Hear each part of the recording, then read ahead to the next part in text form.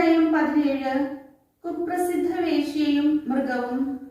7 പാത്രങ്ങൾ പിടിച്ചിരുന്ന 7 ദൂതന്മാരിൽ ഒരുവൻ വന്ന് എന്നോട് പറഞ്ഞു, വരുക, സമുദ്രങ്ങളുടെ മേൽ ഉപവിഷ്ടയായിരിക്കുന്ന മഹാവേശ്യയുടെ മേലുള്ള ശിക്ഷാവിധി നിനക്കു ഞാൻ കാണിച്ചു തരാം.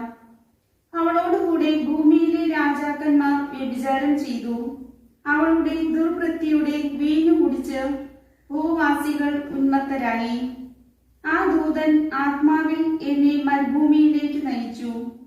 ദൈവദൂഷണപരമായ നാമങ്ങൾ നിറഞ്ഞതും 7 തലയും 10 കൊമ്പും കടും ചെമപ്പ് നിറവുമുള്ളതുമായ ഒരു മൃഗത്തിന്റെ മേൽ ഇരിക്കുന്ന ഒരു സ്ത്രീയെ ഞാൻ കണ്ടു.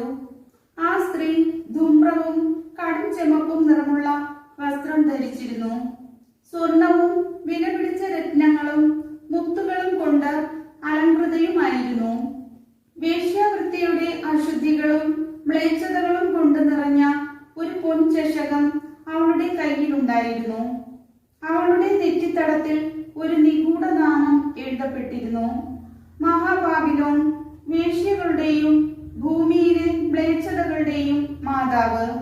ആ സ്ത്രീ വിശുദ്ധരുടെയും യേശുവിന്റെ സാക്ഷികളുടെയും രക്തം കുടിച്ച് ഉന്മത്തയായി ലഹരി പിടിച്ചിരിക്കുന്നതും ഞാൻ കണ്ടു. അവളെ കണ്ടപ്പോൾ ഞാൻ അത്ഭുത പരതന്ത്രനായി. അപ്പോൾ ദൂതൻ എന്നോട് പറഞ്ഞു, നീ എന്തുകൊണ്ട് വിസ്മയിക്കുന്നു? ആ സ്ത്രീയുടെയും അവളെ വഹിക്കുന്ന 7 തലയും 10 കൊമ്പുമുള്ള മൃഗത്തിന്റെയും രഹസ്യം ഞാൻ നിന്നോട് പറയാം.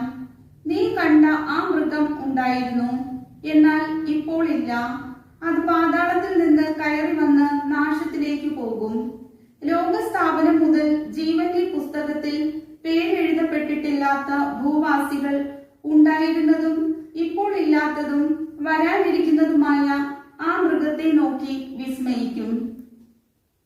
ഇവിടെയാണ് ജ്ഞാനമുള്ള മനസ്സിന്റെ ആവശ്യം. 7 തലകൾ ആ സ്ത്രീ ഉപവിഷ്ടയായിരിക്കുന്ന 7 മലകളാണ്. അവ 7 രാജാക്കന്മാരുമാണ്. 5 പേർ വീണുപോയി. ഒരാൾ ഇപ്പോഴുണ്ട്, മറ്റൊരാൾ ഇനിയും വന്നിട്ടില്ല. അവൻ വരുമ്പോൾ ചുരുങ്ങിയ കാലത്തേക്ക് ഇവിടെ വസിക്കുകയുള്ളൂ. ഉണ്ടായിരുന്നതും ഇപ്പോൾ ഇല്ലാത്തതുമായ മൃഗം 8ാമത്തേതും 7ൽ പെട്ടതുമാണ്. അത് നാശത്തിലേക്ക് പോകുന്നു. നീ കണ്ട 10 കൊമ്പുകൾ 10 രാജാക്കന്മാരാണ്. അവർ ഇനിയും രാജ്യത്വം സ്വീകരിച്ചിട്ടില്ല.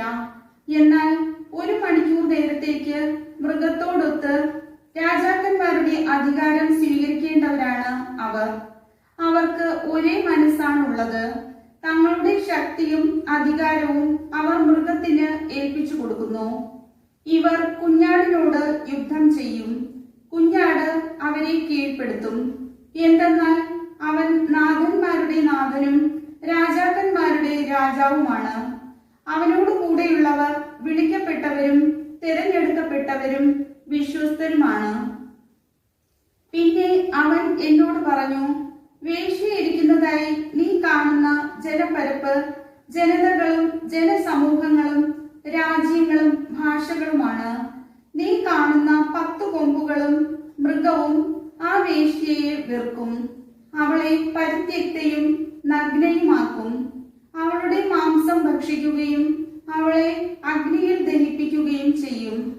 എന്തെന്നാൽ ദൈവത്തിന്റെ വചനം പൂർത്തിയാകുവോളം അവിടുത്തെ ഉദ്ദേശ്യം നടപ്പാക്കുന്നതിനും ഏക മനസ്സോടെ മൃഗത്തിന് തങ്ങളുടെ രാജ്യത്വം നൽകുന്നതിനും ദൈവം അവരുടെ ഹൃദയത്തിൽ തോന്നിച്ചു. നീ കാണുന്ന ആ സ്ത്രീ ഭൂമിയിലെ രാജാക്കന്മാരുടെ മേൽ അധീശത്വമുള്ള മഹാനഗരമാണ്. കർത്താവിന്റെ വചനം.